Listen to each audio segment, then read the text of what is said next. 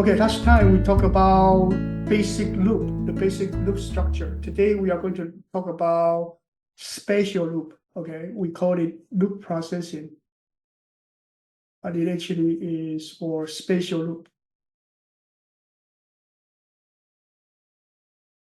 Okay, so all kind of loop that topic in the AP comes out A. Okay. So we'll talk about some string algorithms, some nested loop, and also we'll talk about 2D index space, and then these different algorithms. Okay, that's the topic of today. So before we go into this loop algorithm, let's look at one thing first. One of the basic operations that's actually very much needed in algorithm. Okay, let's get started here. Okay, it's actually, let's see. It's called swap. Okay, we'll talk about swap first. So swap means that you have two variables, you want to change the content of the two variables. Let's assume that we have A equals 3, and then B equals 4. And we want to change A's value to be 4, and then B's value to be 3. We want to swap the content of the two variables. Okay. So if you do this, if you say A equals B and then B equals A, then that won't work because that I'm sorry.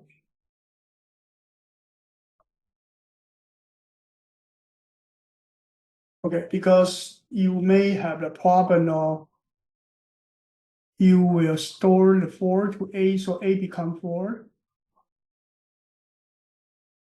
And then you B got a 4 again. So actually eventually B still 4, A actually changed to 4. So basically this one will actually it will actually erase the original value for A. So before you copy the B to A, you have to pick up the original value for A, otherwise this swap will fail. Okay. So that won't work. So in order to make it work, you have to do this. You have to do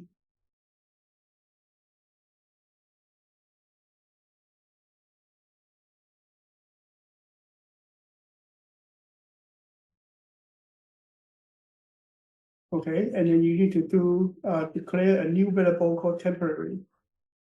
You assign A to temp.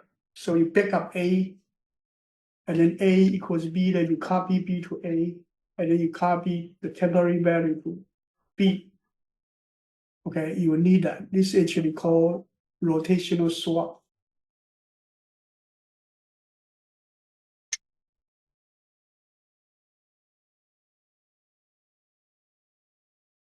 So before we talk about anything else, we actually talk about this swap first. Okay.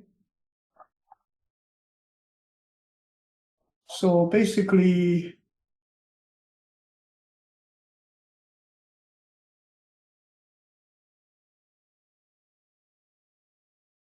you have A variable, you have 3. You have B variable, you have 4. First, you need to pick up your 3 to a temporary variable. Then you actually copy B to A. Then you copy temporary to B. Then you complete the swap operation. Okay, this one we call it rotational swap.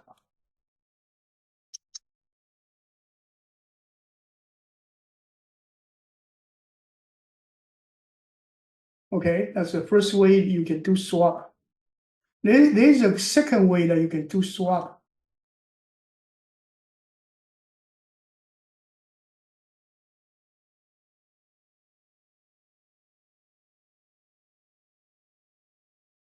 There's a second way that you can do swap, that is, you do integer c equals a.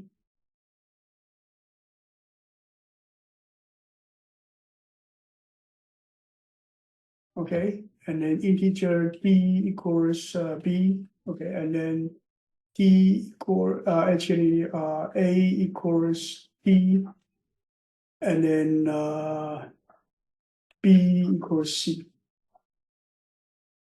This is a second way that you can do swap.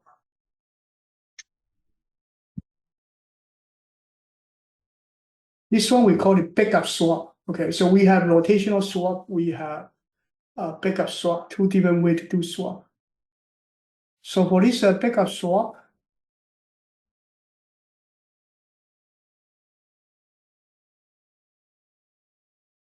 let's see.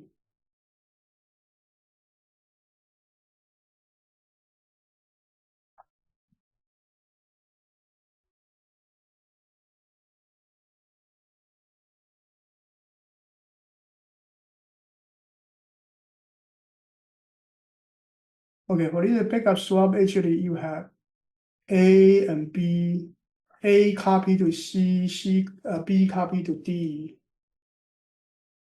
and then C's value assigned to B, D's value assigned to A. So you pick up right here, and then you actually swap the value after backup. Okay, this is called backup swap. This one is rotational swap. Your A copy to temporary, and then B copy to A, and then temporary copy to B. So this is step 1, step 2, step 3. Okay, it's called rotational swap. So this two swap technique is openly used in computer science. Okay, a lot of locations. You must remember them. Okay, any questions so far? No. No. Okay, let's go back. Okay, so here let's write a program for this one.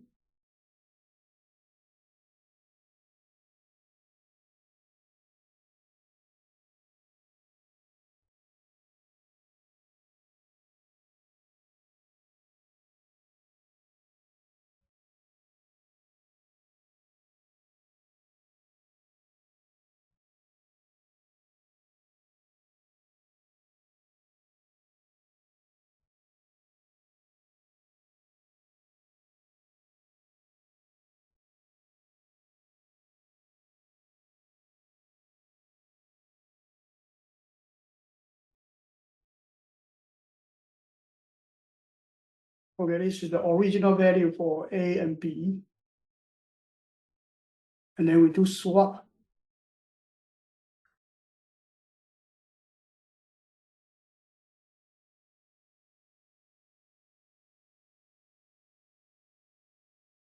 And after that, we print the value back. Okay, and then now let's swap again. So let's do integer d equals b, integer c equals a, and then a equals b, and then b equals c, and then we print again. So to swap, you will swap the original data back to the original variable. Okay. So both of them are two swapping. One is called rotational swap, one is backup swap.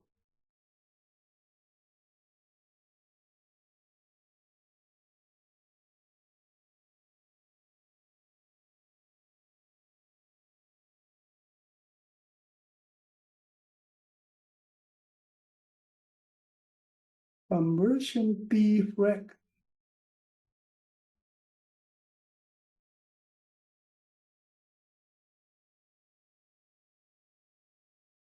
Conversion B flag. A equals 3, B equals 4.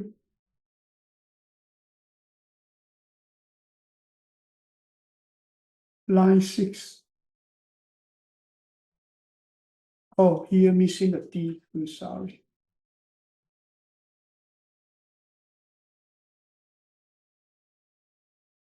Okay, one more time, sorry for it.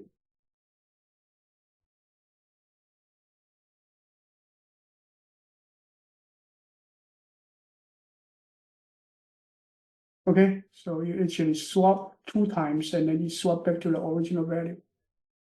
We use the so-called swap. Now, let's get started, okay? So that's actually only a very basic part for doing algorithm. Now we are going to look into the algorithms. Let's look at the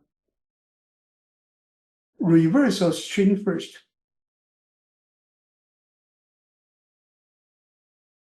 So let's assume that we have a string that actually is A, B, C, D, E. And we want to reverse to the result of E, D, C, B, A. Okay. Then how can we swap, reverse them?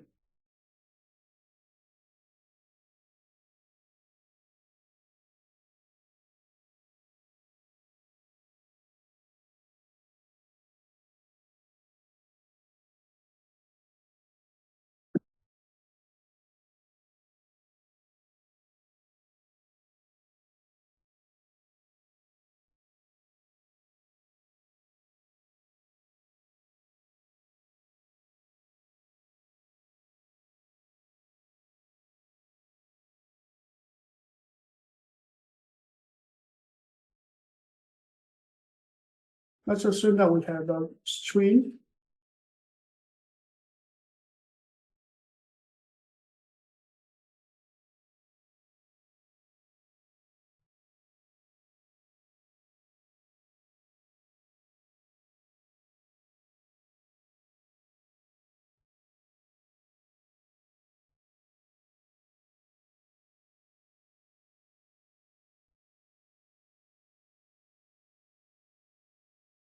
Okay. Now we need to write a program for reverse.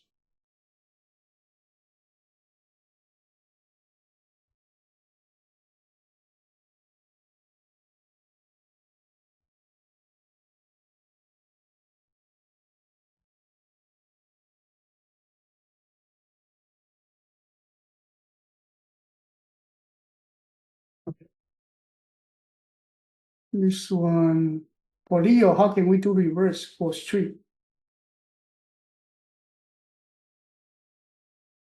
I got a string A, B, C, D, E. How could I reverse it? Use for loop and the reduction. For loop and then what?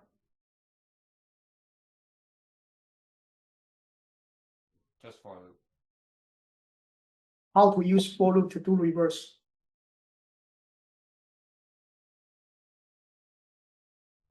Put the last one to the first. Okay, put the last one to the first. So let's assume that we have a string R equals empty string. And you do for integer I equals s the length. The last one always remember is actually length minus 1, okay? And then I greater equal 0, and then I decrease. Okay, this is a backward traversal. And then your R plus equals s the character at I.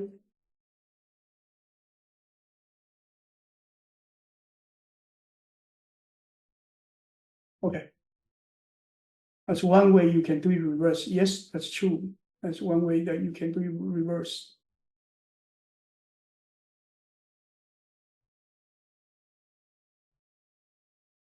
Okay, that's correct. Now, second one. Let me have Keystone. Keystone, how can I do a second version for reverse?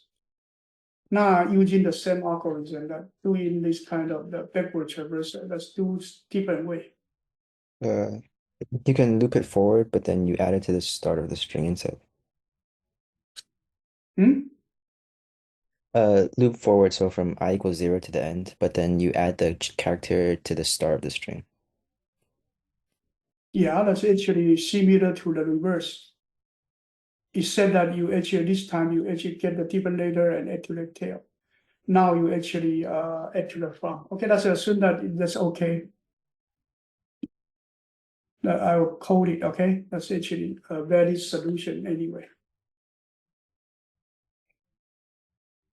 Okay, so let's do it.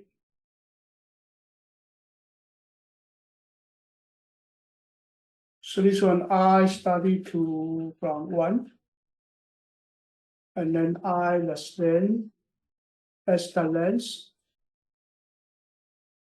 I increased, and then as the character and I plus R, since you put it in front, right? Should work anyway.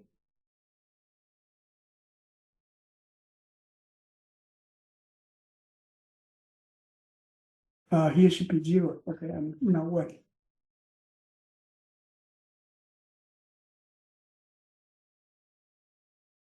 Okay, now work. How about any of the other solution?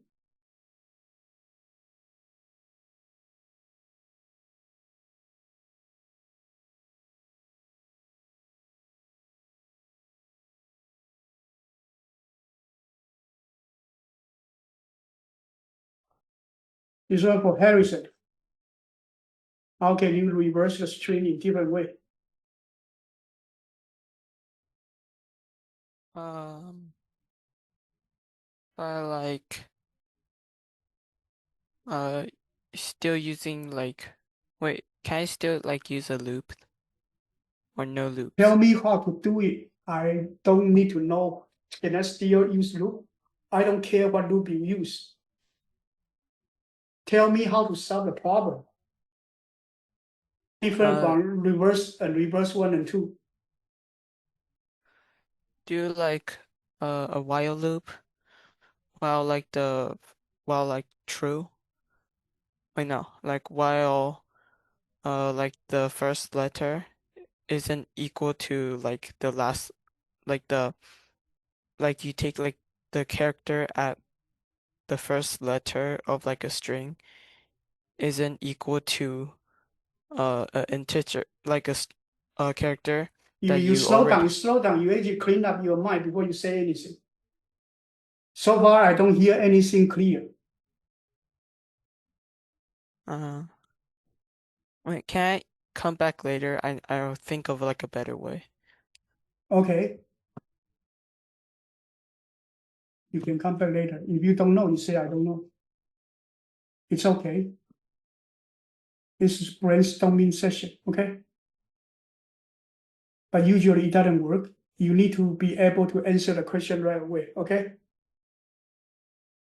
Now let me ask Jiang. Jiang, how about you?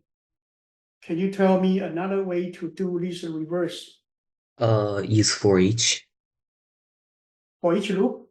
Yeah. And then, So char C for each string, hmm, and then you add it to the R result, and then you return. that's nothing different from this or this, right? Yeah. It's just different loop structure, but actually nothing different from this and this. It's okay, but that's not a different solution. Wait, Dr. Chow, Hmm? uh, can I do like if um like if R equals to 0, like if R's length is equals to 0, like the loop breaks, and like for every time, like it like removes like the last letter and adds it to another string, and it just like deletes like the last letter of the original string, so like until it doesn't have any letters left. Yeah, so how do we, can you do it? If R if R is not if R dot length is not equal to 0,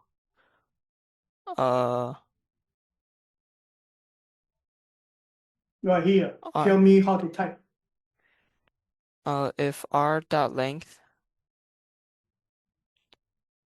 is not equal to 0, then and then can we create another string like under the string r creation, like above? Yeah.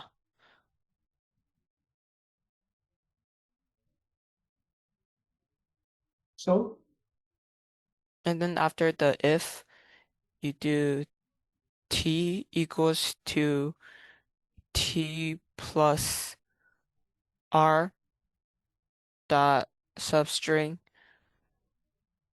r dot length,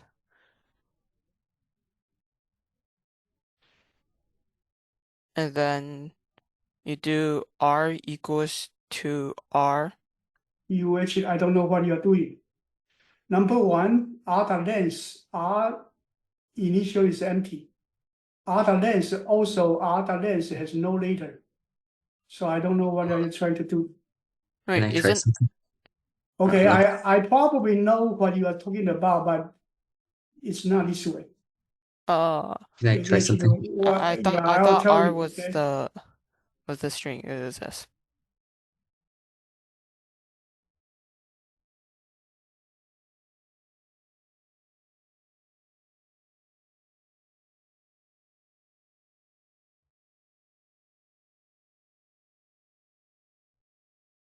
Okay, let's assume that, let's assume that you take the first letter out. Okay.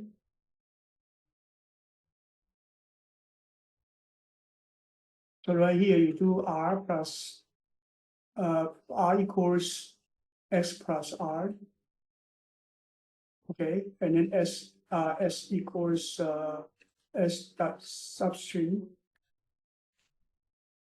of 1. You take the first letter out and it put it in front of the return string.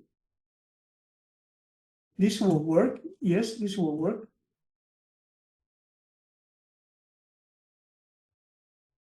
Okay, that will work. Yes. This idea is you do have A, B, C, D, E. Let's cut this one out, put it at the end. Cut this one out, put it before the end. Cut this one out, put it before the end. Cut this one out, put it before the end. Cut this one out, put it before the end. Yes, this will reverse. Yes. But whatever you are talking about in coding, I don't understand it. I think you are working on this version, reverse 3. Okay, that's what I think. But your description for the coding is, I cannot understand it. Okay, that's good. At least you try. Okay, that's actually good. Okay, Belinda, how about do you have the number 4?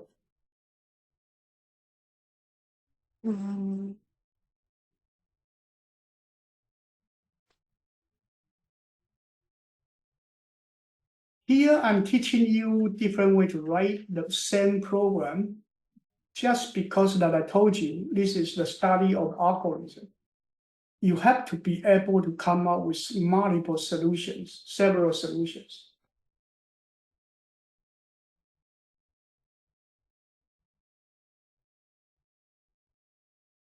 I'm not sure. Not sure. It's okay. It's okay. I have no idea. So, Stephen, your turn. Your last one. Can you come up with the number 4? I can only think of the hard coding way. I can You only try think, different way. yeah, I don't know. You don't know. Try.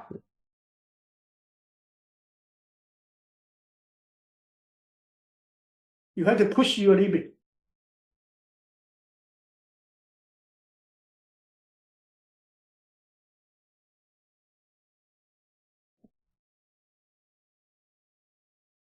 Wait, could you return to the top? I want to see my method. You don't need the is- top.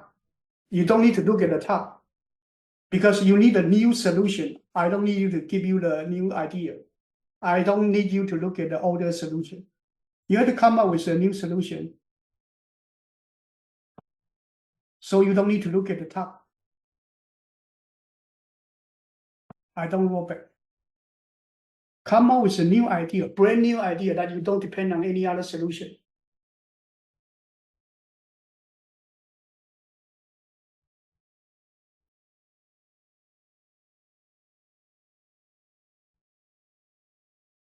Who has a newer solution? Any one of Wait, you? can I try one? Yeah, you try. What if we for loop half of the string and then get the first one and put it in the back?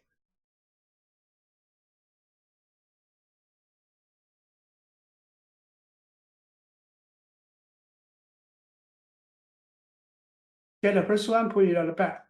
Yeah, and then And remove then- that one, and then move on to the next one. This one, Yeah, and then move it to the back. and then you will repeat, and then you will be A, B, C, D, E. Oh wait, shoot, sorry. Okay, let me tell you another one. So let's declare a array of the character reverse array equals S character to char array. So you got a character array that is starting from the S, right? Starting from S. Now you do for integer I equals 0. I less than S length divided by 2. I increased. So you only do half a way. While you do half a way, you do this. You do integer, no, char temp equals RA of the I. Okay, this one is you do have an array. You go through the I. You want to swap with its symmetric location. So here you have 0 map to n minus 1, 1 map to n minus 2. So your I will be swapped with n minus 1 minus I. So that's your symmetric location. You swap with your symmetric location. Then you will do swap, you will do reverse. So RA of AI would be equal to RA of S length minus 1 minus I. That's your symmetric location. RA of S length minus 1 minus I would be equal to temp. This is swap base reverse. And then after you finish that, the array already get the values. So you do this, you need to return a string. So here you do new string using the array, loading the array to the string. So basically you don't need this R actually.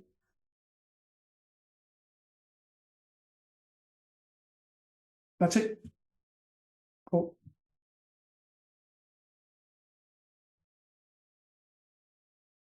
This is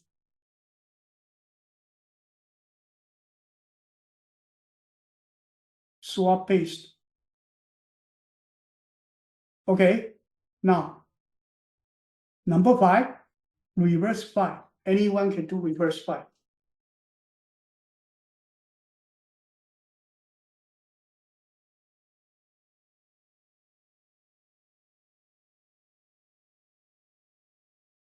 This is study of algorithm, okay? Computer science people not just say, oh, I know how to solve it. I have one solution, that's it. That's not enough, okay? That's not computer science. Computer science people should be able to come up with several different ways to solve a problem, and you pick the best one. That's called the study of algorithm, okay? When you do competitive programming, you also need that. You find the best algorithm at a different situation.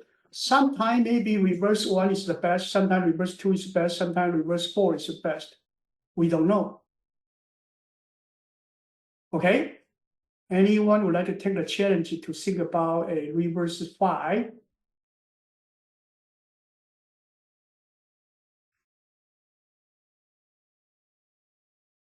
Anyone?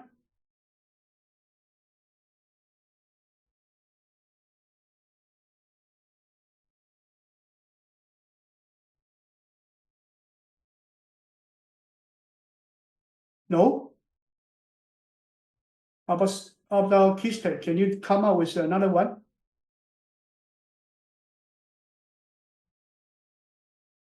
No? How about Harrison, can you have another one? I have like an idea, but like I'm Just not talk about it, yeah, just talk about it. but I'm not sure like exactly how to code it. Just say it. Like you add it into like a array. Like you add like the last digit into an array. And then And that is there anything different from this or this? It just change the string to array. That's not a new algorithm. Right? Change the string to array, that's actually not an algorithm. Wait, can I try something? I don't know, like if you will like it, but Just say we are add it all to a list and use collections to reverse. you said repeat again. I think it's gonna be really bad in performance, but add it all to a list, then reverse it using collections, a library, and then add it back to a But string. what does the library say do? No, it reverses the list. That's what you say. You actually depending on the library call of the library. So you are not providing solution. You know what I'm saying? Yeah. You say you call a library list the reverse function of the library. That's not an algorithm. That's actually depending on how the reverse being done in the library, right? Good try, but that's not a solution. Okay, anyway, let's do this. If s.length less than 2, return s.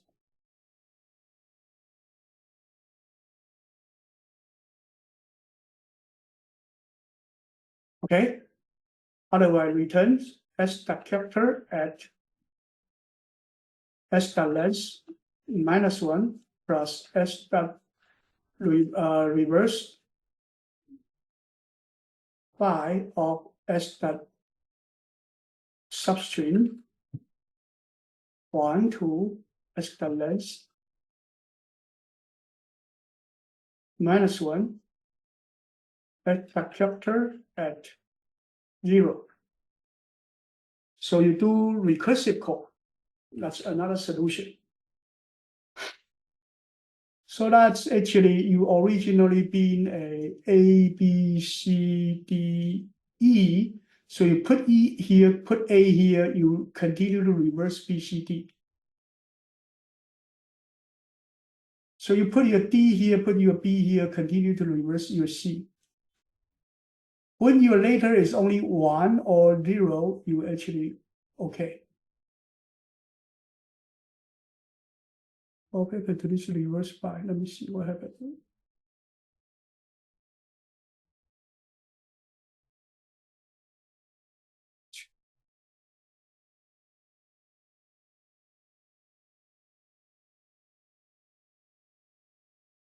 Oh, I make a mistake. This one is plus.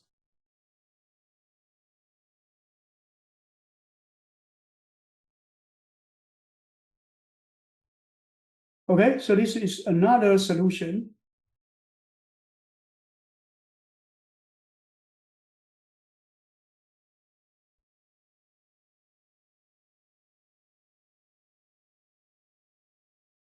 Okay, it actually get to the answer. What I want to say right here is that when we study an algorithm, there are several different ways to do it. Okay, so this one is called backward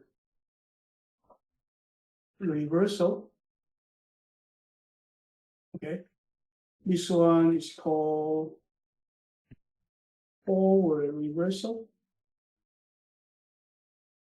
This one is called successive.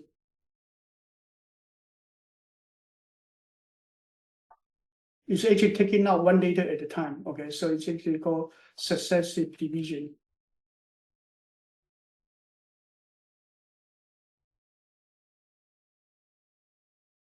This one called symmetric swapping. This one called recursive swapping. Okay, I give you these different names so you can remember. There are 5 or even more algorithms you can do in reverse. So when you do study algorithm, it's not just, okay, tell me how to do reversal string. That's not it, okay? That's not enough.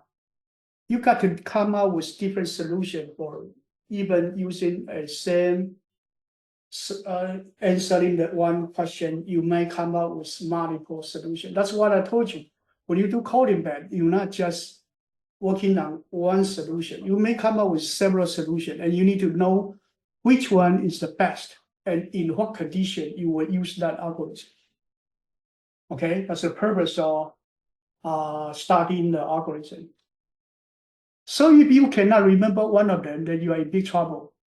You are far away from doing competitive programming. Okay. Okay, this one is reverse.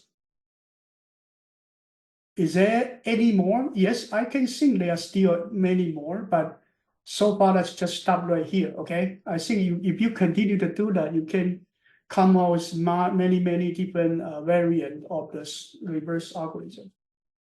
Let's do another one. Okay, let's do this simple one: sum of the digits. So let's assume we have 1, 2, 3, 4, 5.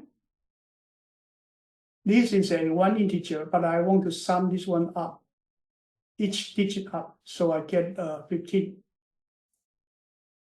This is called sum of digits.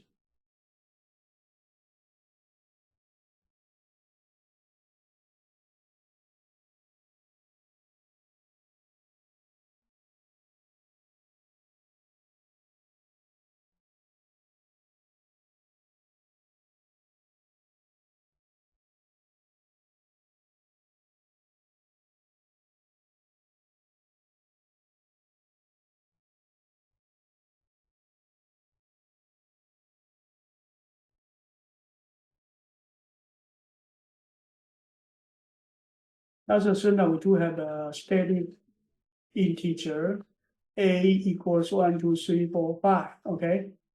Now we want to calculate the sum of the digit.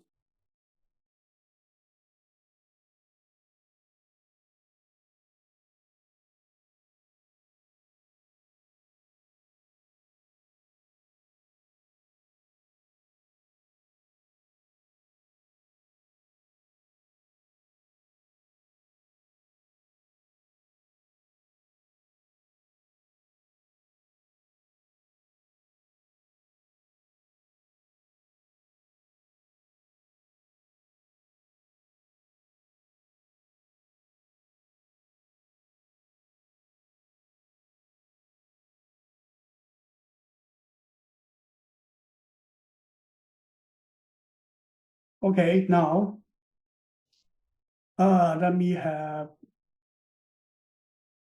Jiang. Can you tell me how to do sum of digit right here? For loop through every sum of digit 1. Sum of digit 1, yeah? You got a integer, that's assume this integer is 1, 2, 3, 4, 5. I want to get every digit Oh, and then sum them up.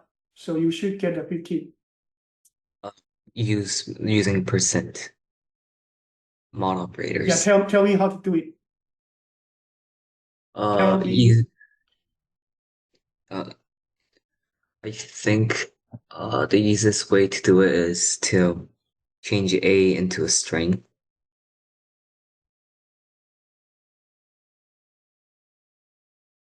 Then, And then use a for loop to go through every chars. No, char.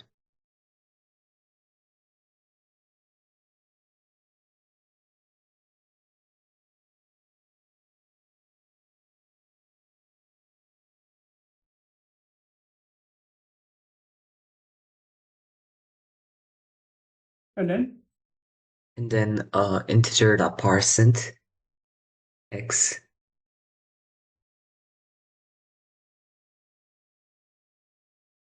and then, And then I forgot to create a sum equals into sum equals 0. Yeah, there. And then you add it to the sum plus equals 2. Yeah. And then return sum. okay, that's correct. This one is a character, so you don't like it, you do this, okay? Okay. Convert it to string.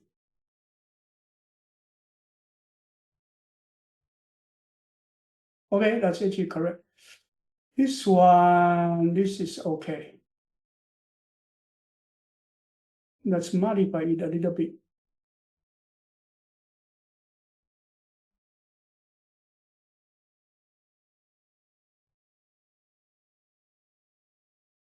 So this version 2 actually has nothing different, okay? Just using different loop structure. So what I think you want it would be a character X from a string, okay?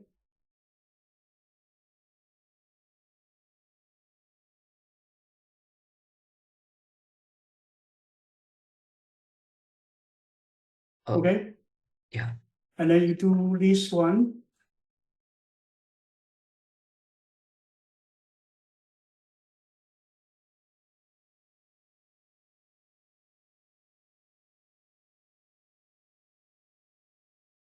Right?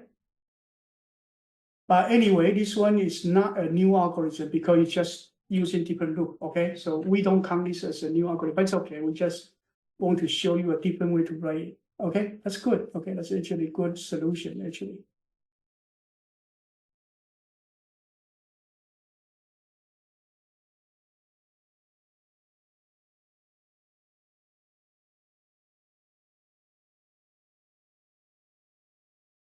Something wrong, let me see. Oh, it should be X now. I put the wrong thing.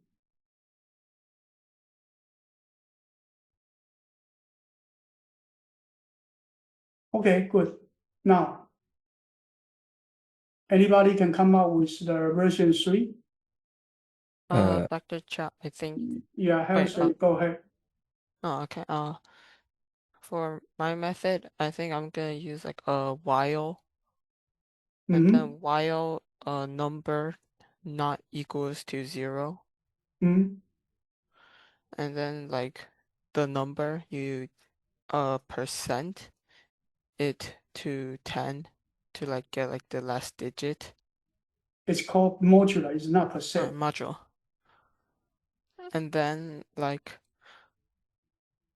I'm going to like create like a double number for like the number divided by 10, and then There's I'm no gonna double needed. We are dealing with integer, there's no double needed. right then how can I like remove the last digit of a That's your question. You have to deal with it. I was thinking of like using like the double so I could round it down like after dividing it by 10. There's nothing that you need a double. I don't know then. Can I answer Harrison's? This one is the solution.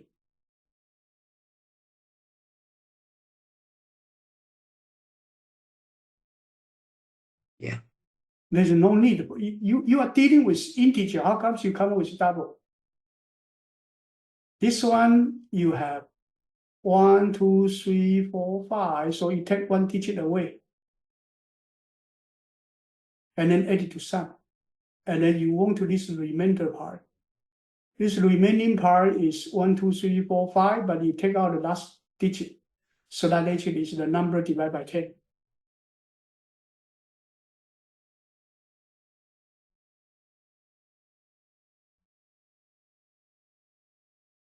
Is that okay? Yeah. So this one is actually also called successive division.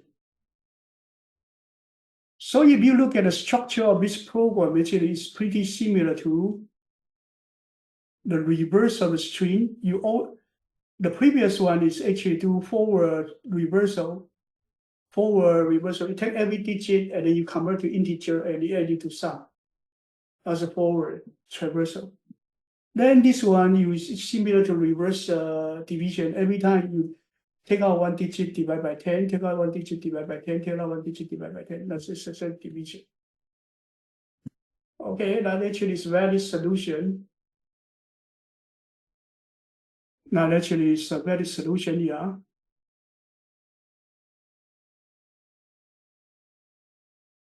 Any other way?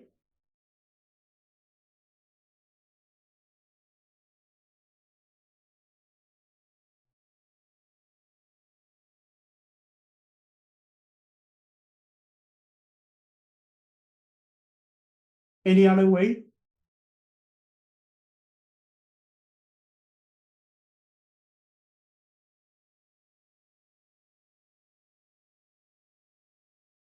Probably not, right? This one actually, you can think about different way, but you may only end up with more trouble. Okay, so this one, probably these two way are the main solution. Okay?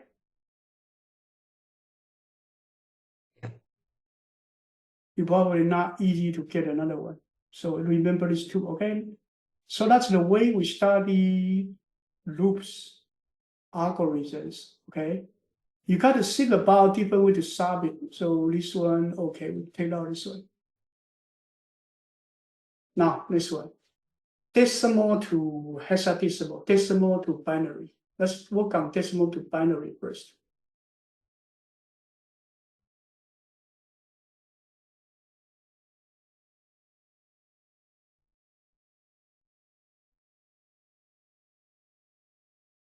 Okay, let's assume that you want to work on the decimal to binary.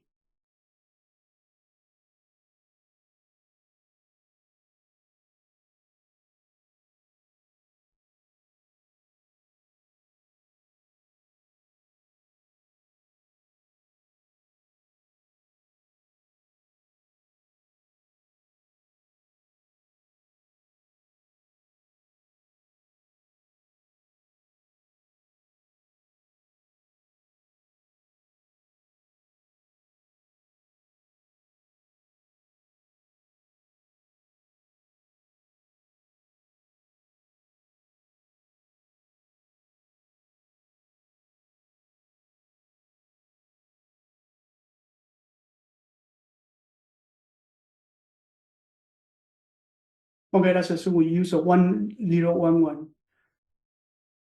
I'm sorry, no, 175. You want to convert it to binary, but binary, you don't have the number called binary format. So we use a string as the result.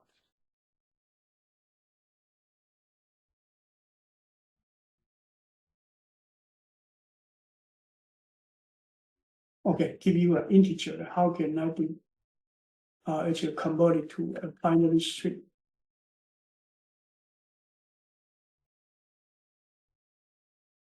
Leo, how can I do it? Yeah, anybody know it?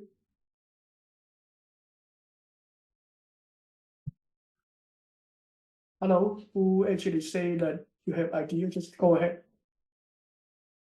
Can I try? Go ahead. Yeah, maybe I don't know, a 4 a while loop. While a is over 0, Mm-hmm. then and then you make a number called n Mm-hmm. that equals to 1, Mm-hmm. and then you multiply it by 2 every time, and then you subtract that from a Okay, until show me how to type. oh, this is hard. For a is over than 0, and then wait, why don't you declare a integer called n on the top that equals to 1? Oh, no, wait, oh, why did I say 4? Sorry, while.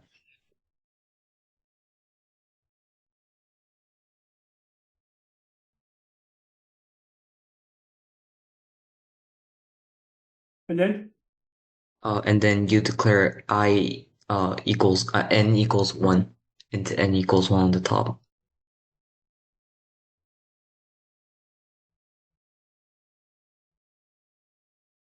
And then there a minus n,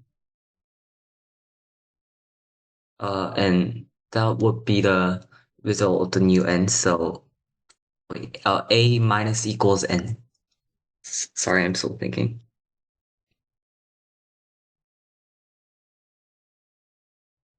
No, I mean a minus equals n.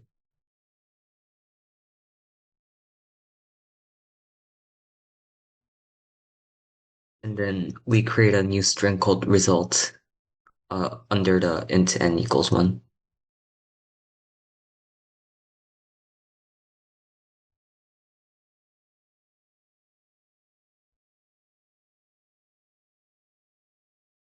then, And then if wait,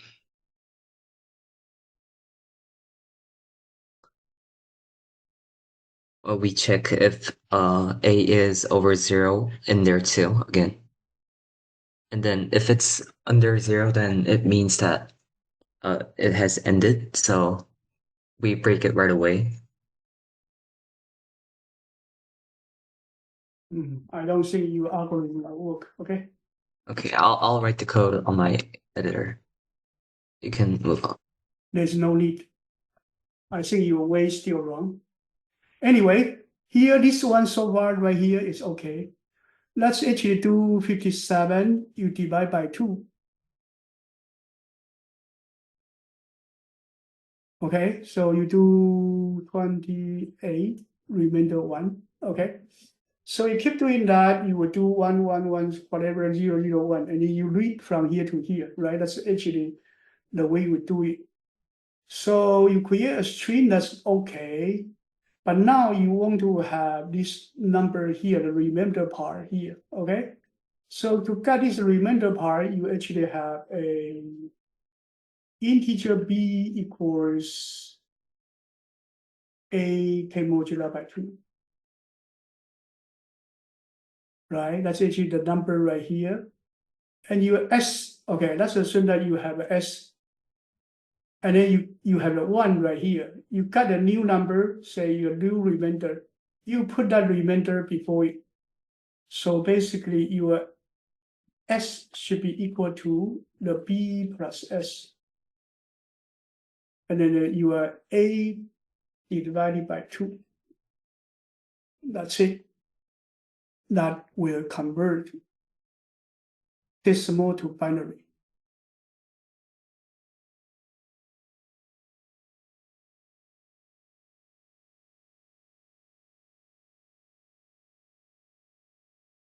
Is that okay? Yeah. This time you are trying, but your way as you go into trouble is not the right solution. Use the minus equal, that's wrong. That's why I don't have you to continue, okay? Okay. So this one is to convert to binary. Now,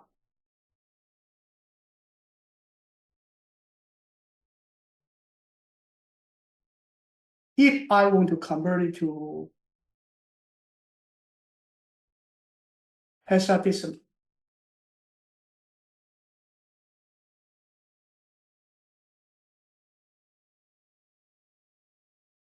base is 16. Yeah.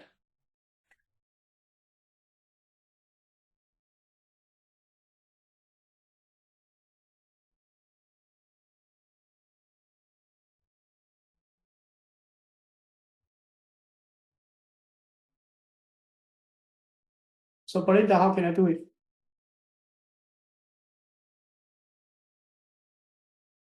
Mm.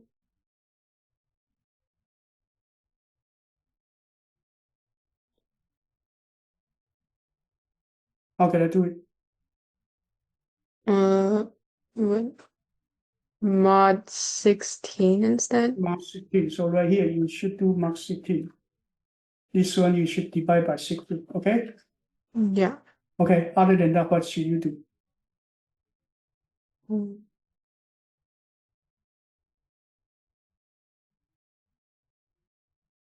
This one right now can be 0 to 15.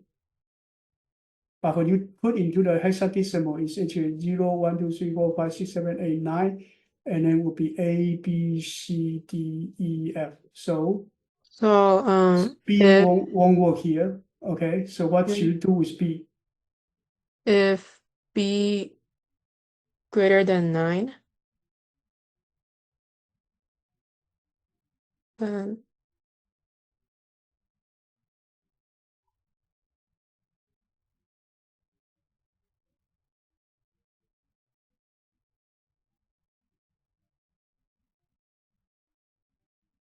would I just assign them individually to the letters? I'm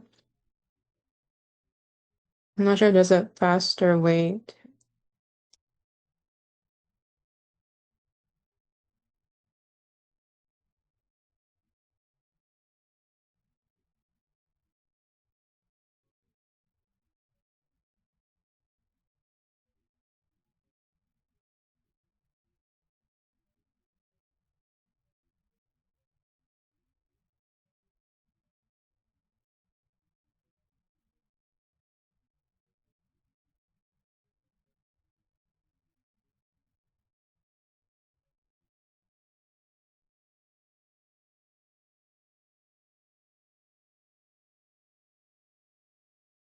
That will work. Can you understand this part? Can you explain it? Can you try to understand it? If greater than 9, you do this. Less Yeah. than or equal to 9, you do this. So less than equal to 9, that's easy. You actually create a string of that number, right? Mm-hmm. But how about this part? Greater than 9. Mm-hmm. 10, you get A. 11, you get B. Oh, okay. 12, you get C. 13, you get D. 14, you get E. 15, you get F. So B minus 10 is 0, 1, 2, 3, 4, 5. So 0 plus A is B, is A. 1 plus A is actually getting B. 2 plus A, you get C. Is that Okay. okay? And Yeah. then eventually you need to convert back to character. Mm-hmm. But in a way, this one still is successive division.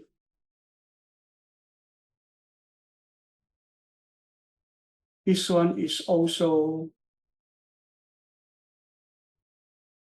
successive division. So how many successive division we look at it today?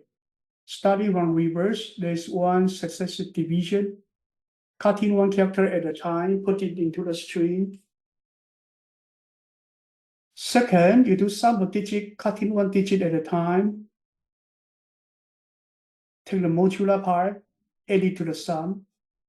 Now, convert it to binary, divide it by 2, make it a string, put it into the result string, divide by 16, make it a string, put it into the string. These 4 different success division. Conceptually, they are similar. It's just for different purpose. Is that okay so far?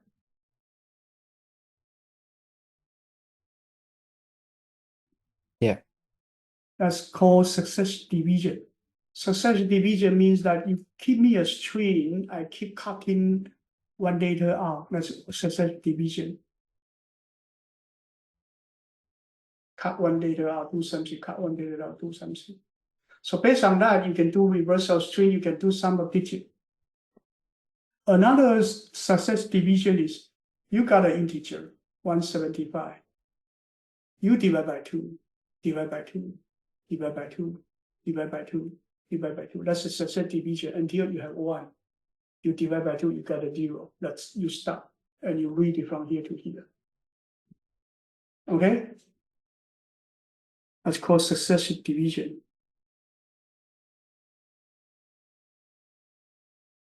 There is a way to do recursive code right here, but we don't do it right now. Okay, we wait until recursive function.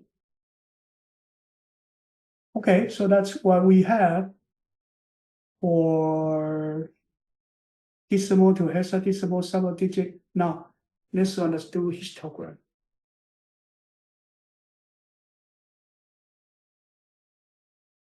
Histogram, when we do diphthong,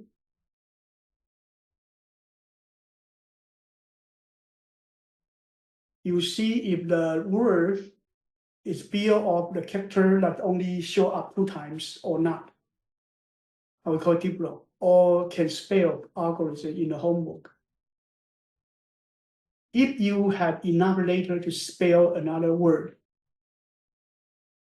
then you need to do histogram. So histogram give you the analysis of A, B, C, D, E, each letter, how many times there. So sometimes you actually do process based on this histogram. Okay, sometimes you do that. So now let's actually work on this histogram problem, okay?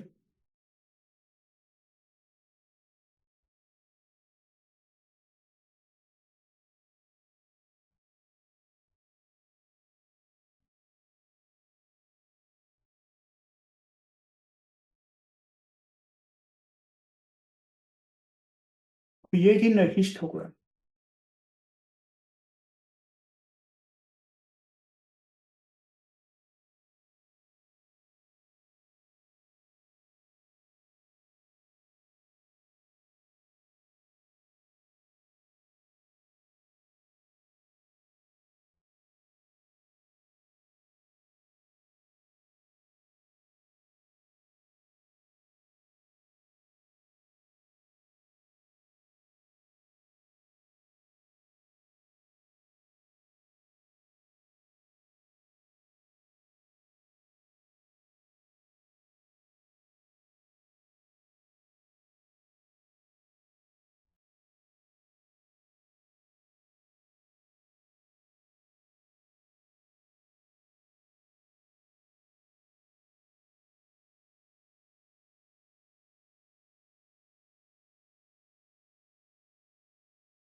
Okay, whatever later they are.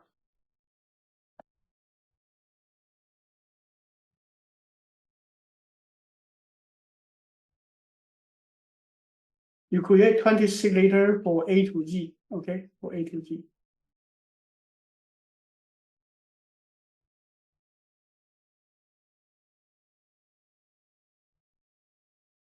Okay, you get every character from the array, from the string.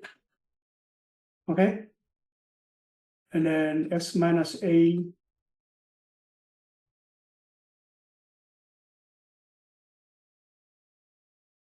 that become the offset for the array.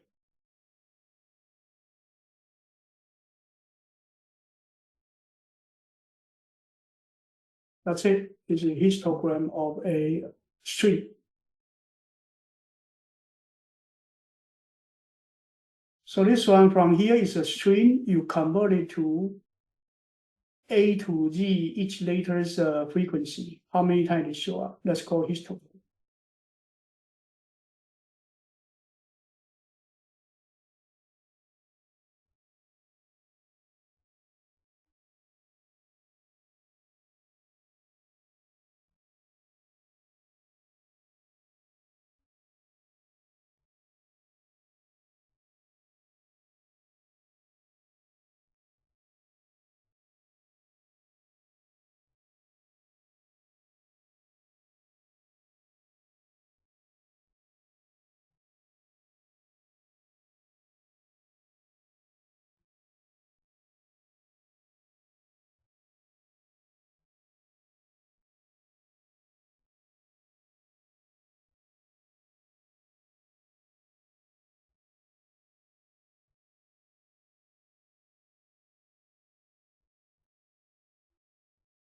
Okay, that's it. This is not H of I. Let's see.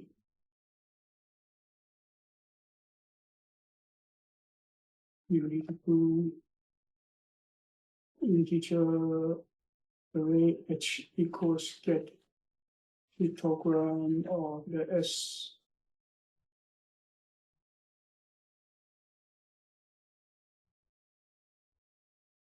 Okay.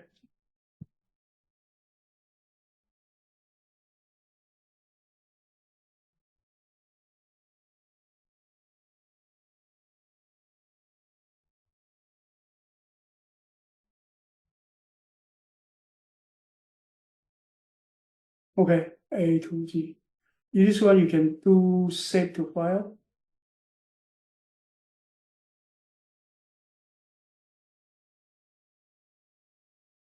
Or histogram dash SV, okay. Comma separated value file, so save. And then you go to your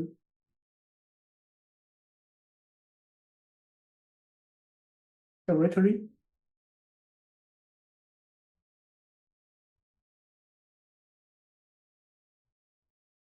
You got your information. You put this.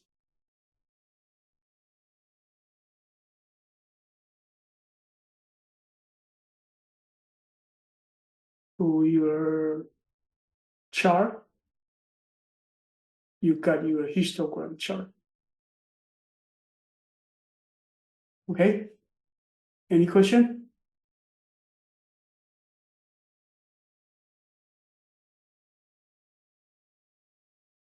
It's a histogram. Any questions so far? No. But this histogram right now is only tell you how to prepare a histogram, okay?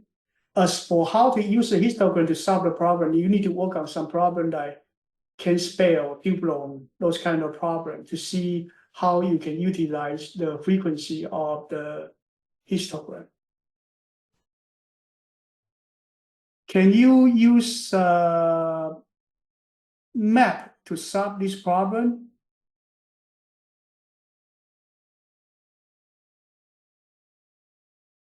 Yes, the same problem using map. Map is a more generic histogram. That's actually okay. But right now we are not teaching this yet. Okay? Dealing with characters, histogram is faster than map. Dealing with strings, then the so-called map is faster.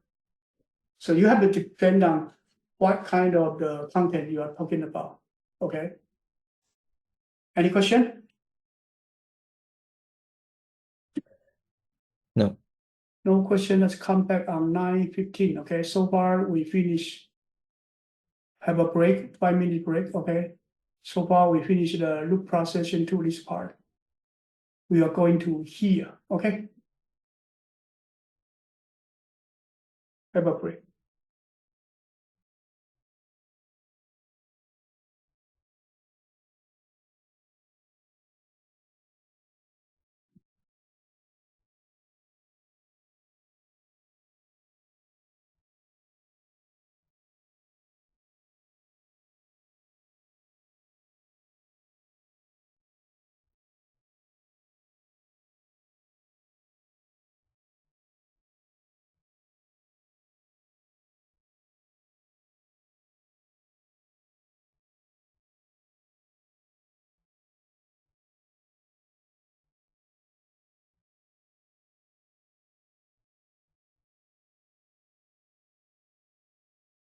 Okay, any questions so far?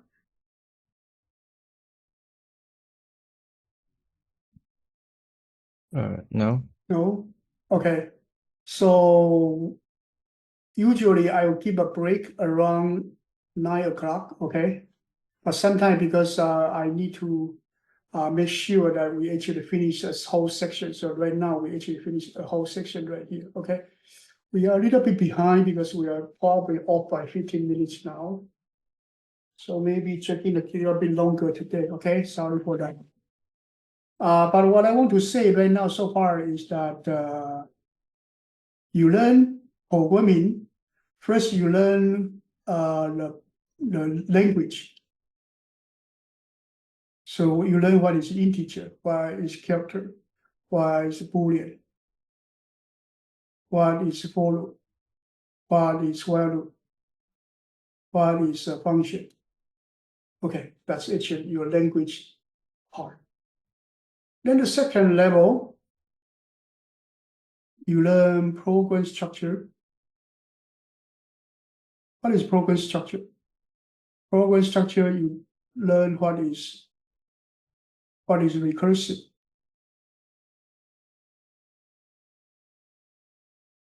What is successive division?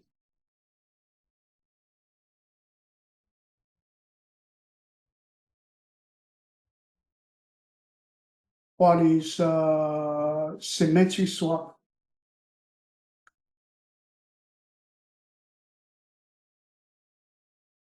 What is histogram? So they are utilizing the program structures to create some sort of computing structures. We call it program structures.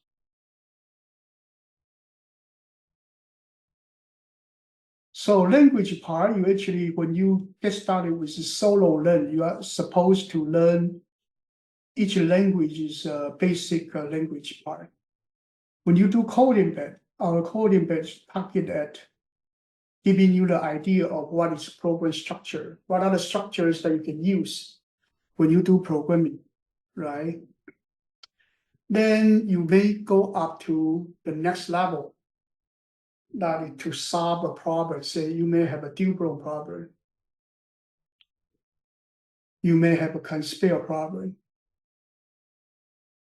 You have many different kind of user code problem that will use the program structure to solve the problems. So these are three different levels of abstraction you need to handle before you can do good coding. So that's why when you are not good at the solo learn, I told you, you have to stop redoing, making sure that you remember the language structure. If not, you jump into the program structure, you are killing yourself because you're still asking me like string.length, if that should have a parenthesis or not. Or you ask me how to do the first chapter of a string. Okay, that's actually wasting your time and my time. Okay, you got to get used to it, to know about how to say it in the language. If not, then your language proficiency is not enough. Then you need to know about the coding at level 2 or above, to know about these different program structures. That's why what we are doing. Some of you already moved up to the level 2. You got to know it. At this level, you need to basically practice the coding several times. One problem, maybe 5 different solutions, just like what we do for the reverse. Okay? Then eventually you go to the problem solving, same thing. You have to solve the problems in different way in order to solve the problems. Okay? Okay, that's what I want to teach you. Build up your basic skills in programming. Okay? Is that okay so far? Yeah. Yes. So now let's move on to the next one. Next one, let's look at palindrome. Okay? So palindrome is A, B, C, B, A.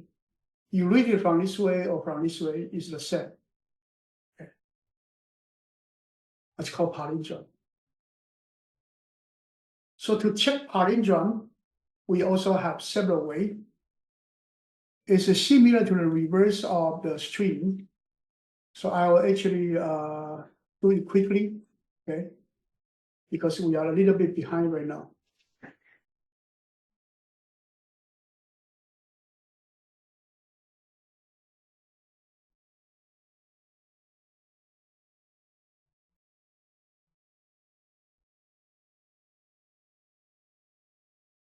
So given a string as we will check if it is a palindrome, okay?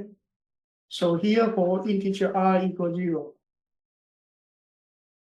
I let's say as the length divided by 2, I actually increase. If as the character at I not equal to as the character at as the length minus 1 minus I.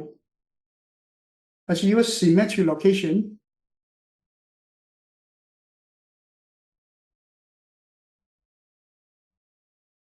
if your later at I and its symmetry location is not the same, then this is not a select palindrome. Otherwise, it will be a palindrome. Okay.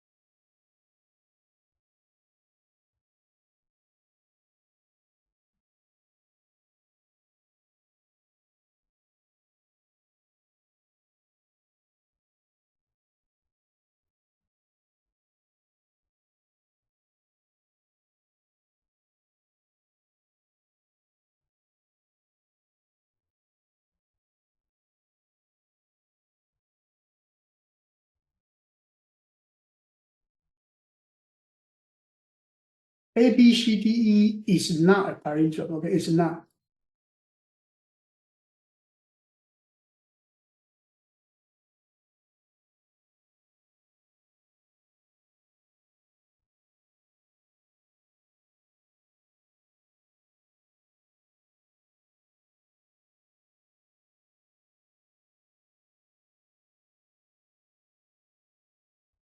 N O O N, yes, it is. Okay.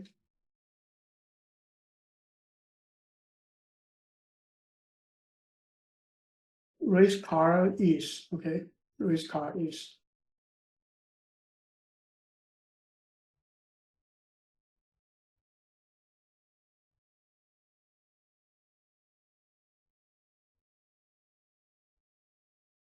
Okay, so this one is checking if a string is a palindrome or not.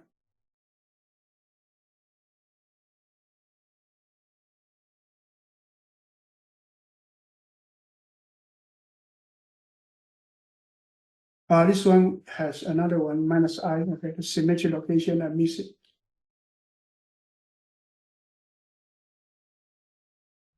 Okay. Any questions so far? No.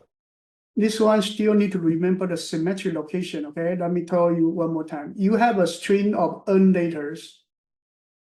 Here is 0, here is n minus 1. So your symmetry location, we are talking about the first one and last one. This is one symmetry location. So this one is 0, this one is n minus 1 minus 0. So here you have the index 1 versus n minus 2. So here you have 1. This one is n minus 1 minus 1. So right here you have I versus here you have n minus 1 minus I. So your symmetry location from the middle will be n minus 1 minus I. Is that okay? That's how I calculate this number. Any question? No. No? Recursive version, if you want to do it recursively,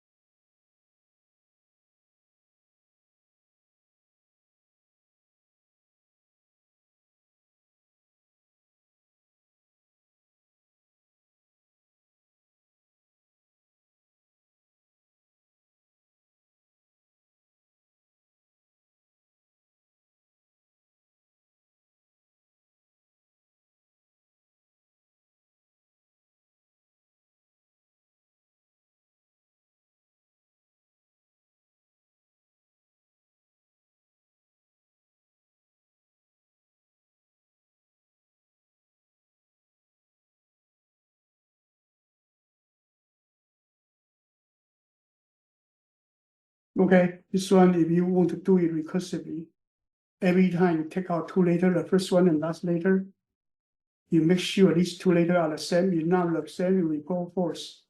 Otherwise, you keep doing that until you actually have only one letter or less, then it will be true. Okay.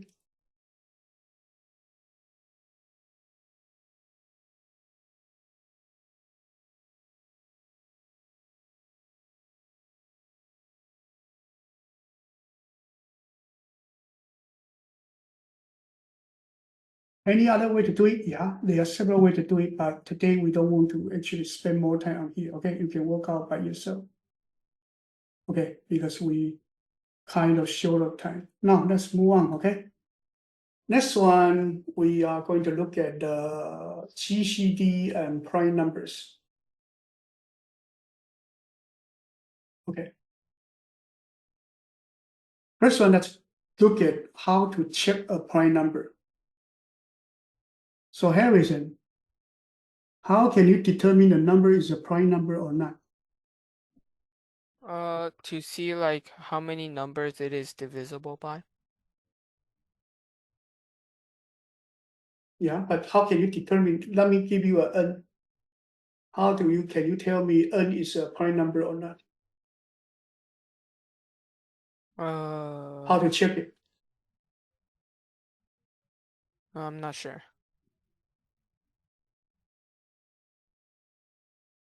How about Stephen? I give you a number n, how to check it if it is prime or not? Just check if it's divisible by 1 or itself. Okay, that's correct. So how to do it? If n modulus 1 equals 0 and n modulus n equals to 1, return true. No, Otherwise, that's wrong. That's Can I wrong. try? Yeah. I think this is really complicated, but I solved a similar question before. For int n equals, I think you have to use math, so n minus 1. Okay, tell me how to do it. I give you a n. Now you tell me how to do it. I'm typing it. So for, I think you can put 1 there. Yeah. I equals 1. Yeah, I equals 1. And then And I square is less than n divided by 2. that is Yeah. No, I square. I squared. Yeah. So I times I less than n divided by 2. Wait, less than or equal to. Yeah. That is, Yeah, I think you so. make it too complicated. You make it too complicated. It won't work this way. Tell me what is the basic definition of n is a prime number. Answer. In a way, Stephen is correct that n is divisible only by 1 and by n itself.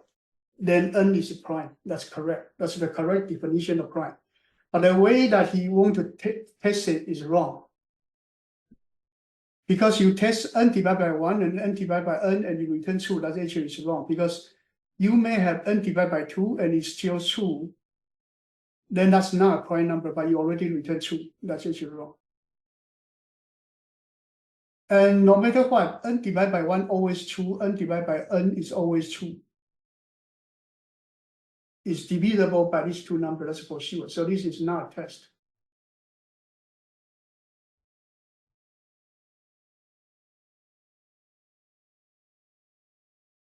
Dr. Chow, Yes? can we do like it as like do like the square root and then like round it up and like check all like the numbers Why we need to before do that? to see if like any of them Yeah, but like you can why do we want to do that? to see Like What's if the any, reason? What is the reason to do that? to see if any of them can if Why? to see if the number is divisible by any of Yeah, the I know, numbers. but why? Why What do that you will mean? work? Because all that's like because all the numbers like below like the square root like are the only possible numbers that you could like multiply it into, right? You only have to Mm. check those. Okay, that's actually a good observation. So a simple solution is this is not starting from 1, it is starting from 2. Okay. Oh yeah. Let's just talk about a simple solution. If it's from 2 and none of them can divide it, so n divided by I equals 0 is divisible by any I number between n and n minus 1. Okay. Then this one is not a prime number. Okay.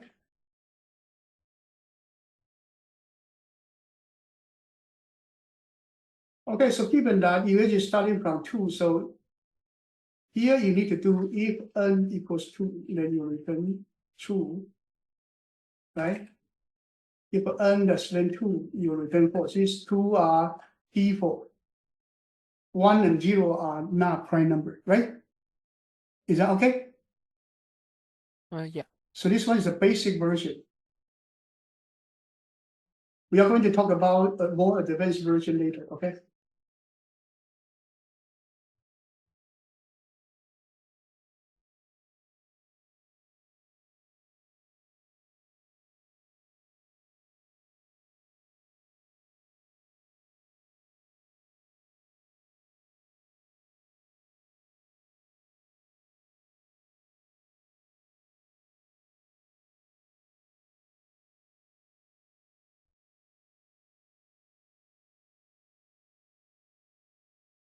Let's assume that we are trying to check 97. 97 is prime, okay?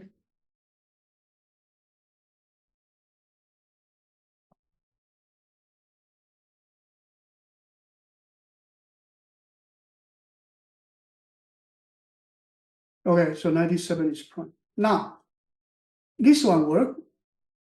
So work on the basic version, this one work. But it's not efficient. So we may want to do this. We may want to say prime number 2.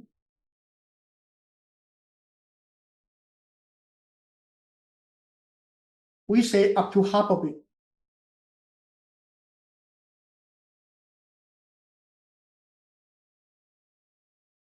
Why? Why you don't need to check up to n? You just need to check up to half of it.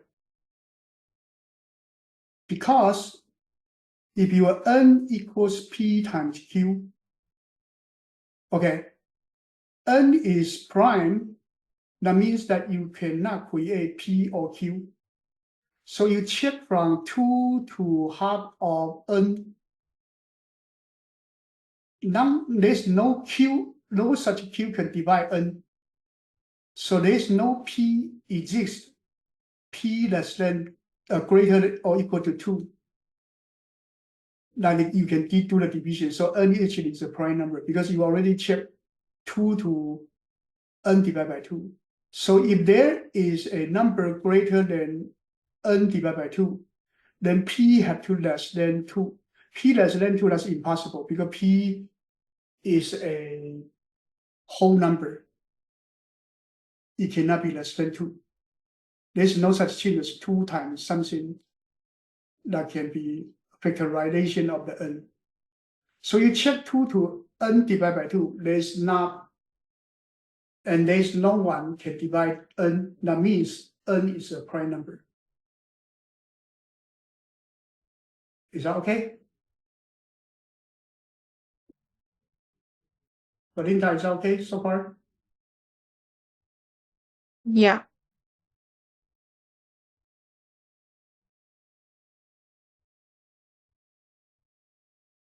Any questions so far?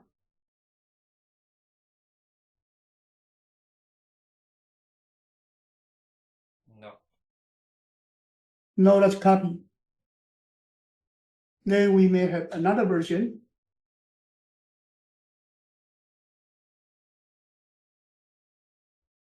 We don't do n divided by 2. Now, this time we do math.sqrt square root of n. What do we mean by that? Let's actually look at the same situation. N equals P times Q. We check Q from 2 up to square root of n. So none of these, there's no Q less than or equal to square root of n that can divide n. That means if there is a Q greater than square root of n that can divide n, then P have to less than square root of n. But that's not possible because you already checked that from 2 to first square root of n, there's no such P exist. So you don't need to check up to n divided by 2. You actually just check to square root of n is enough.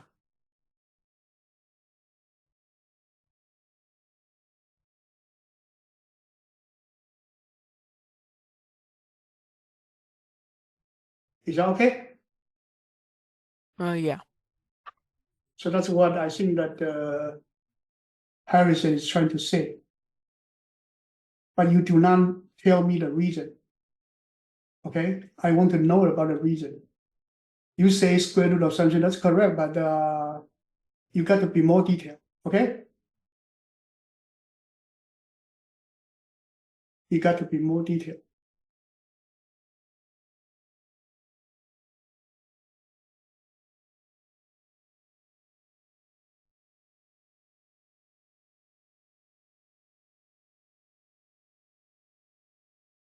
Is there any other way to do it or no?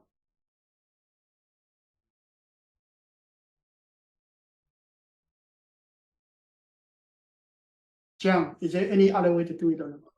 I can't remember exactly, but I think there was a way, using I think it was n plus equals to 6 to make it more efficiently. How to do n plus equals 6? I can't remember exactly. I think I did it a long time ago, but I can't remember it. Okay, but you did not give enough detail. About Kingston, do you have any other idea?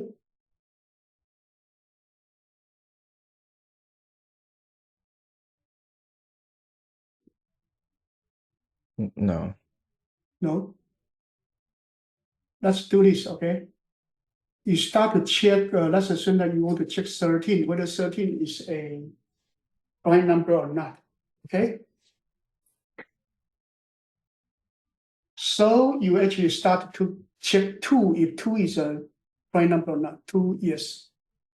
So you put into an array list. Then you check 3, yes, put into the array list. And then you check 4. So any of the number that can before it is a prime number, can it divide it? No, so 4 is not. Then you check 5. 2 and 3, can it divide 5? No, it's actually yes. No. So actually this one is a prime number, so put 5 into there as well. So next one, you check 6.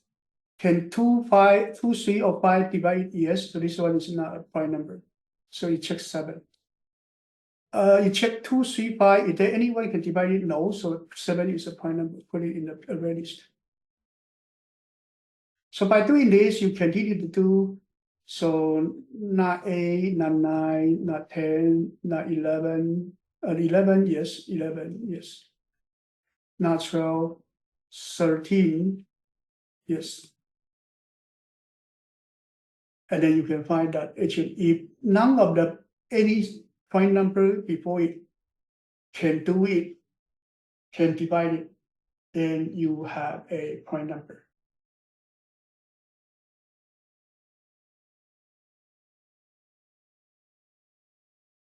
Okay? is prime number 4. Let's actually work on this is prime number 4. So let's assume that we want to work on, so far this is okay. We have is prime 1, 2, 3. Let's work on the is prime number 4.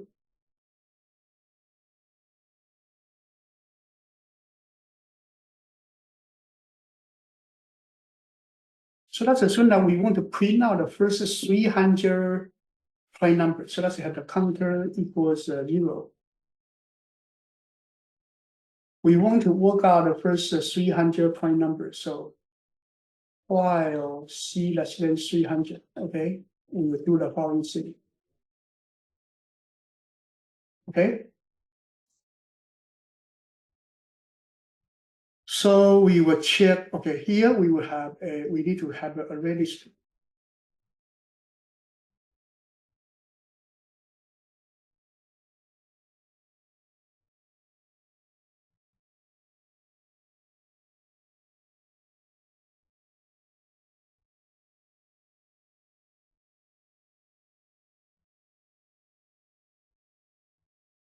We haven't teach you array list yet, but for some of you who already know, this one just to give you more idea. Okay, so you create a array list of the prime numbers.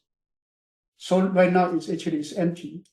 So you will do this. You will do here. Okay. You will do right here. Okay.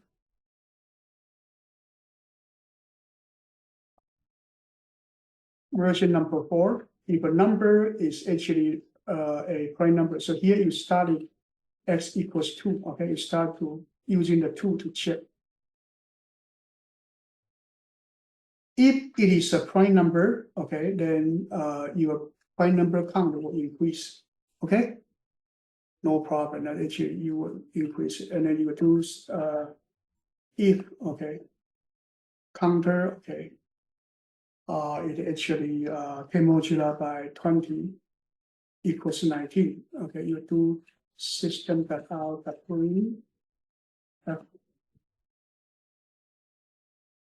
percentage for e slash n for your x. Okay. Otherwise, let's do 5. Okay, not do 5.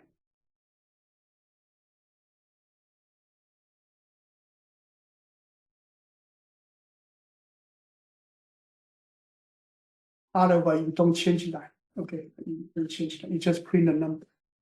So basically, what this one do is like c equals 0, you print it here. C equals 1, you print it here. Until c equals 19. So this is 0 to 19. So 20 number, you change that.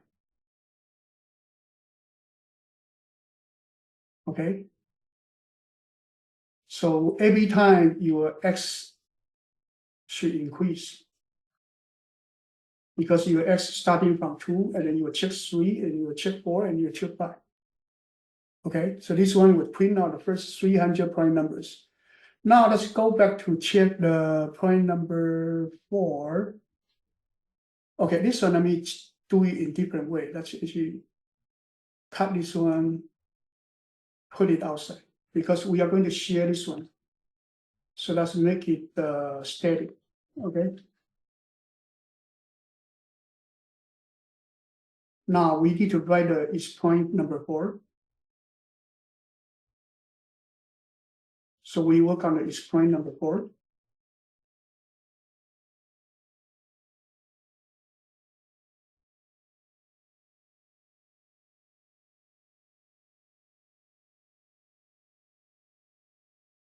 So this 0, 1, whatever this is the same, the copy, they will return true.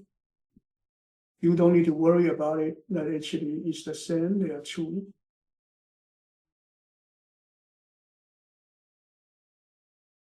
Okay, they deal with 0, 1, and 2. Okay, those are fine or not, you already determined. Then you for each number is integer x from, let's call it point number, okay, from points.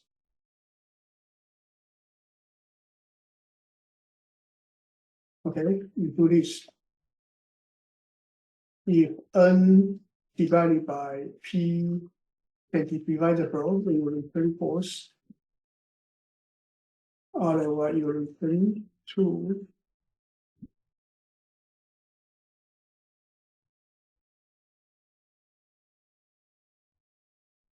Okay.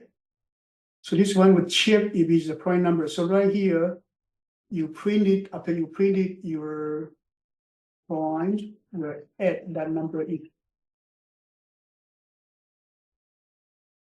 So you check if the number is prime, if this is the number, you print it and add it. And your counter for prime number, this one is counter for prime numbers.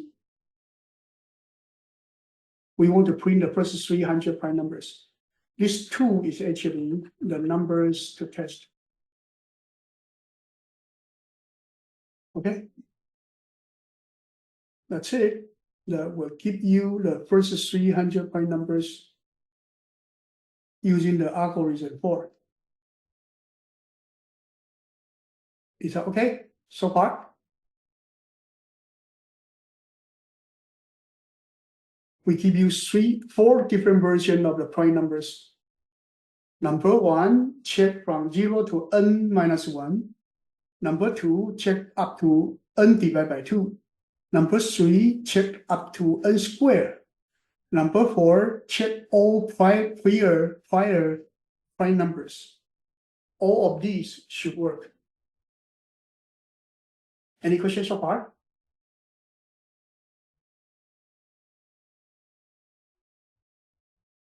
Hello? No. No. Okay, so this is what we want to do. You need to learn how to do this print out the first 300 number as well. Okay, this one is actually a loop. Inside the loop, there's a if statement, and then you have 2 counters, 1 counter for number of prime number, 1 counter for the number to test.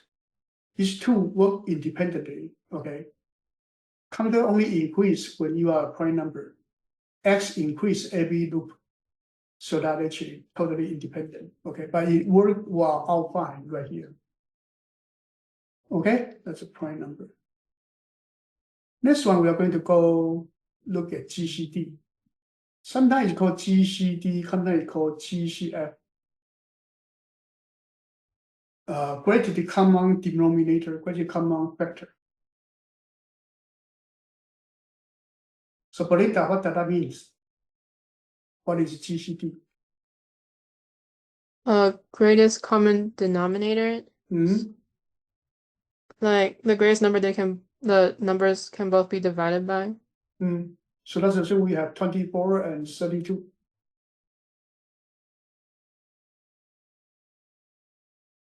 What is the GCD for these 2 numbers? 8. 8. 8. How to find it? I think you just keep dividing them by the same number. Like, for example, we can do 24 divided by 2, which is 12, and then keep dividing until the quotient is a prime number. And then I think you So multiply. basically your 24 is 2 to the power 3 times 3. Okay? Yeah. 32 is 2 to the power 3 times 4. So you actually factorize it and you compare this. Right? Yeah. But that's mathematical. In programming, this won't work. When you write a program, this won't work. This is mathematically, yeah, theoretically it's true. Program-wise, this is not true. So anyone know how to do GCD?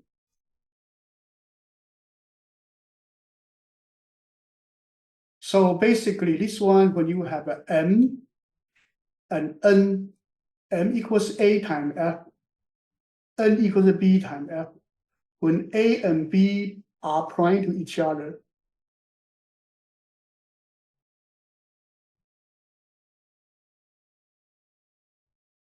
what does it mean by prime to each other? Prime to each other means that A cannot divide B, B cannot divide A. And their GCD equals 1.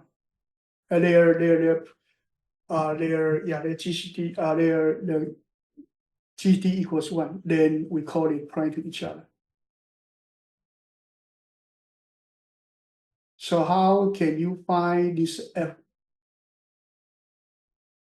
given that m equals, let's assume it's actually 32, a equals a times 4, n equals 24, e equals 3 times 8.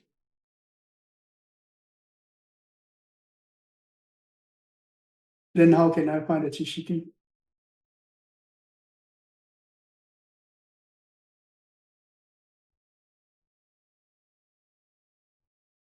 Anybody know? What if you like loop like from the minimum of m and n, and then you keep looping down until you find one that can divide by both? That's okay, but you go through every number from 0 to the smaller one of the n, right? Yeah. It take a lot of time. Yeah, it's actually a good, a viable solution. That's correct.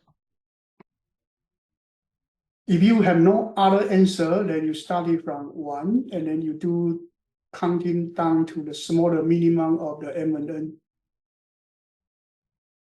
As long as the number f can divide both m and n, then that is a GCD. That's correct. Yes. Okay, let's do it in that way. Let's assume that it works. Let's call it GCD1 by derivation. That's a good solution. Okay, actually, at least you come up with something.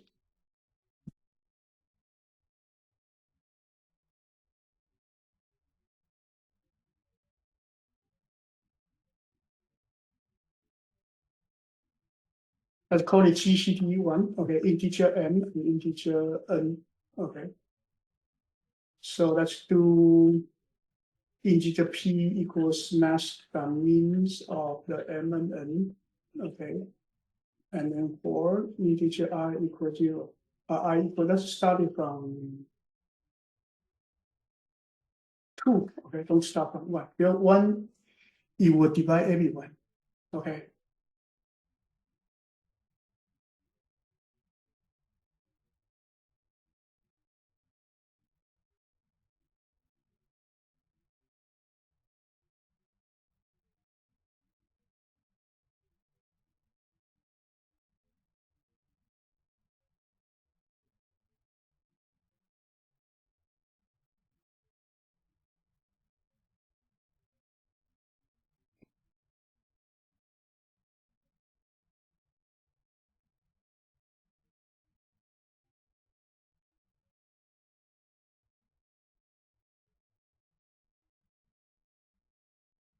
If no answer, you return 1, right?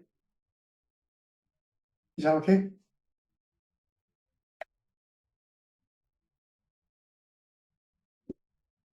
If no answer, return 1. Is that okay?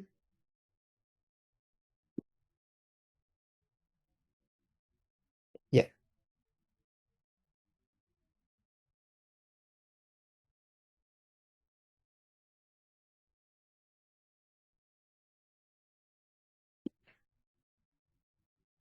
Wait, if you're doing greatest common denominator, wouldn't you do it like from p to 2? Hmm? Shouldn't you like loop it like for I equals p and then greater than or equal to 2?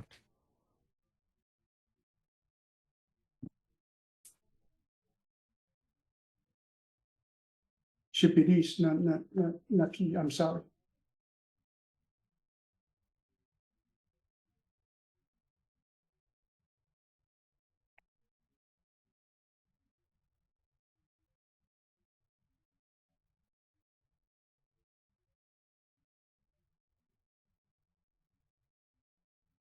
Okay, let's see.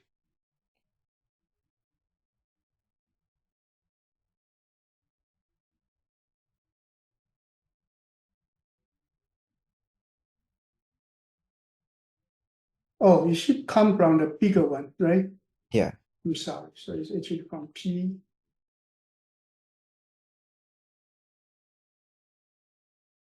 I'm sorry. Yeah, you're correct. You need to come down from the bigger numbers.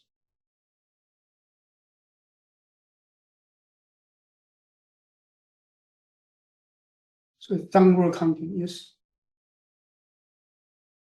Okay, that actually is a good solution.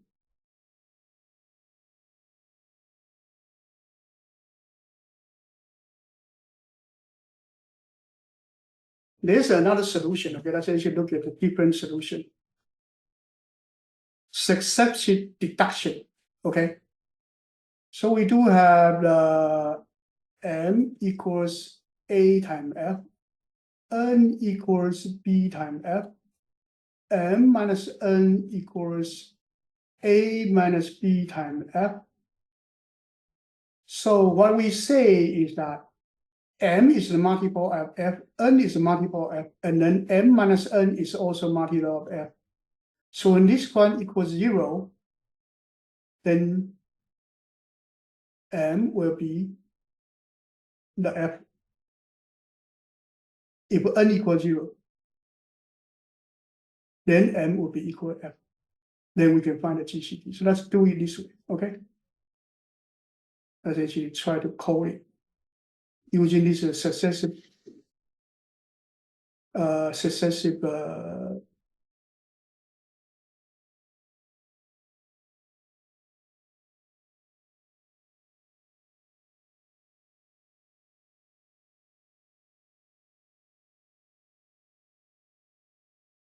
successive deduction to do this problem.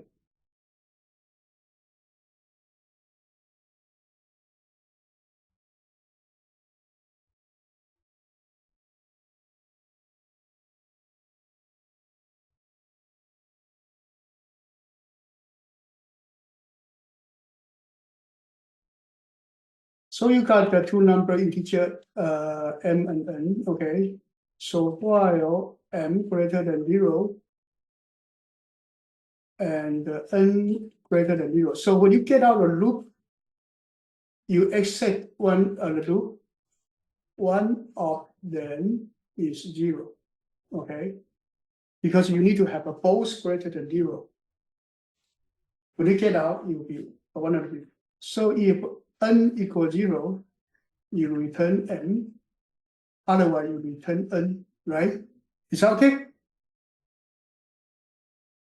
This just means return the non-zero one.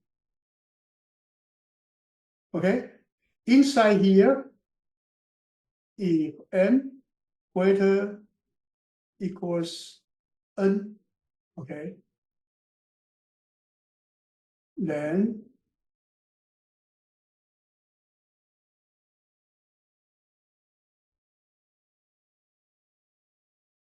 n equal, let's see, mo equals m, okay.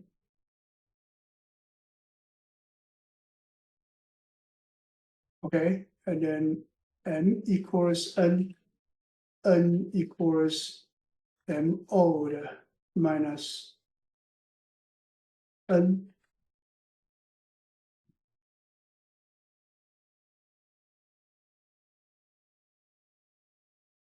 Let's see.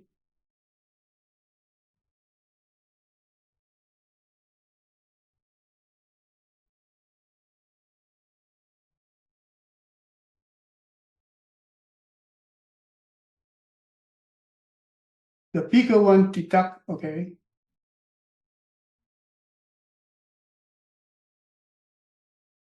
No, this is not needed. You just do m minus equals n. That will be good enough, okay? You don't need to do that. You keep your m and your n. Greater one deduct by the smaller one.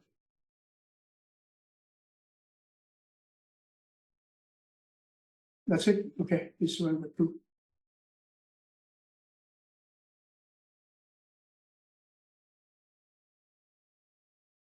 Keep deduction until one of them actually is 0.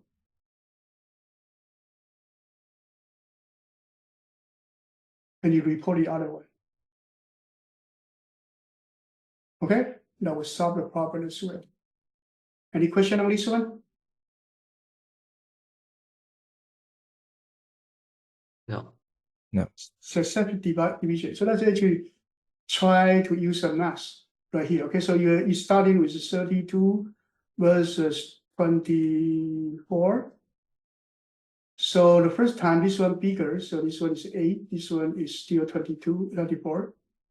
Second time this one's bigger, so this one is 16, this one is 8. Third one, this one is 8, this one is 8. Fourth one, this one is 0, this one is 8, so you return this 8. Is okay? Yeah. Hello? Yeah. Is the second version to do GCD. So it based upon the observation that M equals AF, N equals BF. So we are saying M minus N is also a multiple of F. Okay, if this is not 0, then it's still a multiple of F. Okay.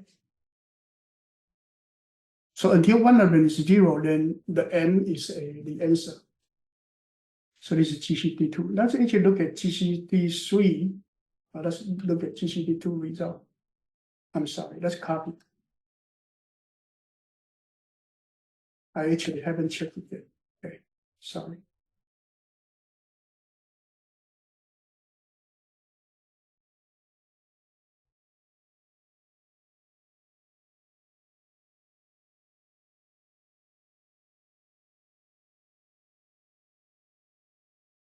Okay. Now, let's look at GCD number 3.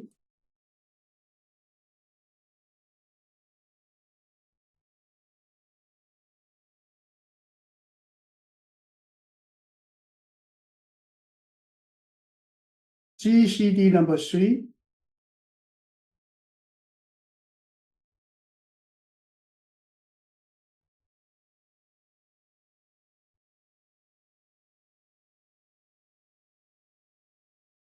It's called Euclidean algorithm.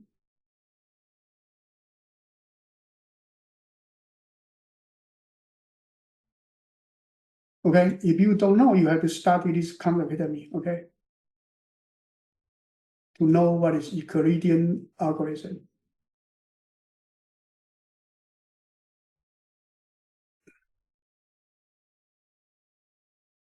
Okay, anyway. This one basic idea is M equals A times F, N equals B times F. So we know M minus N equals A minus B times F.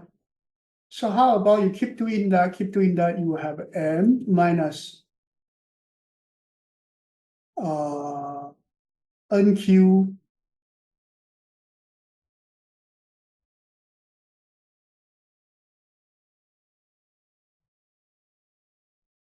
given that A divided by B equals Q remainder R.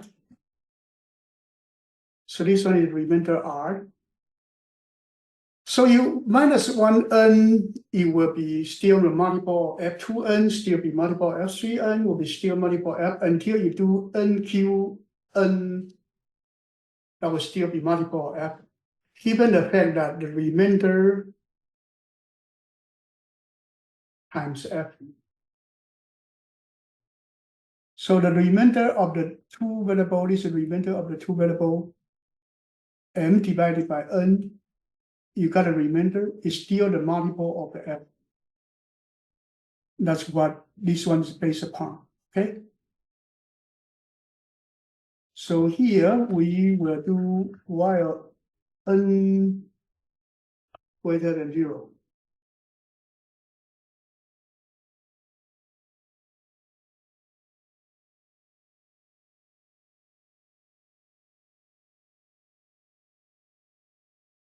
So when you get out, N will be equal to 0. You return N. Inside here, you would have, if N greater than 0, then you would do this, you would do integer M, O that equals M, okay. Your M will be equal to N, N will be equal to M, K multiplied by MO, K multiplied by N.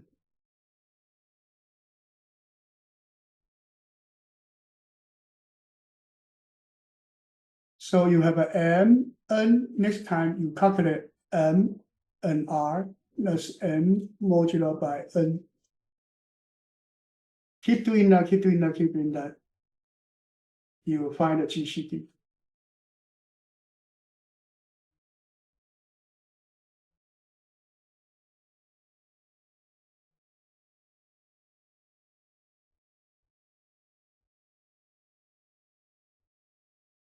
This GCD algorithm is a standard 8th grader math when I was little, okay? Everyone in our middle school, 7th, 8th grader were learning. I don't know what happened to the US math education, but most of you may not know. But this one is called GCD, it's called Euclidean algorithm, okay?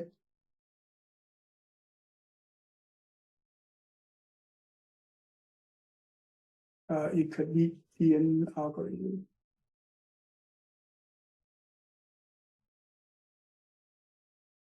Okay. In Chinese, okay, Jiang, you don't study Chinese, but in Chinese it's called 辗转相处法. It's called this one, okay. You can just study Euclidean algorithm. But if you want to know about Chinese name, it's called 辗转相处法. Okay. Every kid, I think in China would learn this, okay? You have to learn. You have to learn. Is that okay? Yeah. This one, I'm not kidding. You check the internet, there are this answer.